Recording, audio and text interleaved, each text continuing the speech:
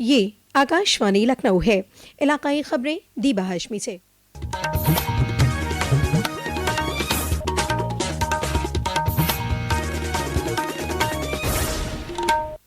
मरकजी वजीर दिफा राजनाथ सिंह कल 2 रोजा दौरे पर लखनऊ पहुंचे। जनाब सिंह ने सीनियर कारकुनों के साथ अवामी मज़ाकिरात प्रोग्राम में हिस्सा लिया। इस मौके पर जनाब सिंह ने कहा कि बिहार असेंबली इंतखाब के नताइज से हिंदुस्तानी सियासत में बहुत बड़ी तब्दीली सामने आई है। उन्होंने कहा कि उत्तर प्रदेश में भी बिहार असेंबली इंतखाब जैसा नतीजा दोहराया जाएगा। दरियासना वजीर दिफा राजनाथ सिंह और उत्तर प्रदेश के वजीर आला योगी आदित्यनाथ ने आज स्वाभिमान जलसे की इफ्तिताही तकरीब में वीरांगना ऊदा देवी पासी जी के मुजस्समे की नकाब कुशाई की। इस मौके पर दोनों लीडरान ने वीरांगना को गुलहाए अकीदत पेश किए। जिला सोनभद्र में ओबरा तहसील के बिल्ली मारकुंडी पत्थर खदान में लैंड स्लाइडिंग में कई मजदूरों के दबे होने की उम्मीद है। राहत और रसानी का काम मुसलसल जारी है। एनडीआरएफ, एससीआरएफ, सीआईएसएफ के जवान मलबे को हटाने का काम कर रहे हैं। अभी तक सिर्फ एक फर्द की लाश को बरामद किया गया है। लोगों का कहना है कि पत्थर खदान में 4 से 5 कंप्रेशर मशीन चल रही थी, लिहाजा उम्मीद जाहिर की जा रही है कि तकरीबन 12 से ज्यादा मजदूर मलबे में हो सकते हैं। एडीजी जोन पीयूष मोडिया ने बताया, कल दोपहर बाद यहाँ सोनभद्र में ओबरा स्थित इस माइन में कुछ पत्थर और मलबा गिरने से मजदूरों के दबे होने की आशंका है। इसमें तुरंत यहाँ पुलिस और सीआईएसएफ, एनडीआरएफ, एसडीआरएफ की टीम आ गई थी। कल रात्रि से लगातार जो है उस मलबे को हटाने का काम चल रहा है। एक व्यक्ति का शव को बरामद किया गया। अभी अन्य लोगों को ढूंढने के प्रयास जारी है। वजीर मुमलिकत बराए समाजी बहबूद संजीव सिंह गौड़ ने कहा, यह घटना बहुत ही दुखद है। भगवान बिरसा मुंडा जी की जन्म जयंती का कार्यक्रम था, लेकिन इसके लापरवाही के कारण इतना बड़ा हादसा हो गया। ये जांच का विषय है। हम सब पीड़ित परिवार के साथ हैं। हम लोग उनके परिवार वालों को हम लोग मुआवजा दिलवाएंगे और जो दोषी होंगे इस पर जांच करने के बाद उनको हम लोग कठोर कार्रवाई कराने का काम करेंगे।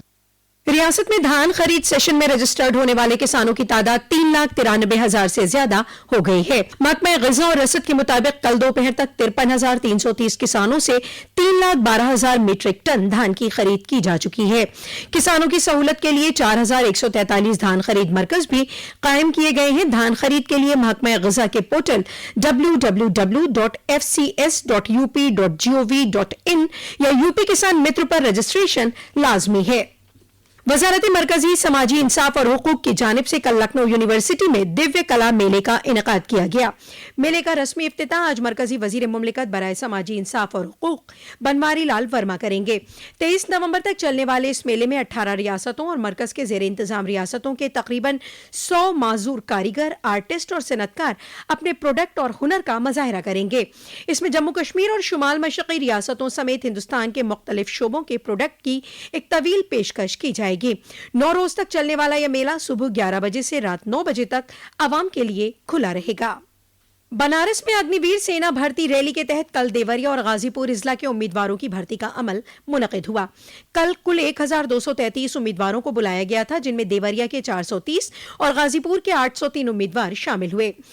मुकर्ररा दौड़ मुकम्मल करने के बाद 651 उम्मीदवारों को कामयाब ऐलान किया गया। इसी सिलसिले में आज गाजीपुर जिले की जखनिया, सैदपुर और मोहम्मदाबाद तहसीलों के कुल 1,260 उम्मीदवारों की भर्ती का अमल मुनक़िद किया जा रहा है।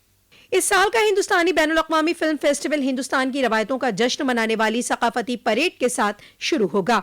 ये फेस्टिवल गोवा की दारुल हुकूमत पणजी में 20 से 28 नवंबर तक चलेगा। इसमें 80 से ज्यादा ममालिक के मेहमान और फिल्म प्रोड्यूसर शामिल होंगे।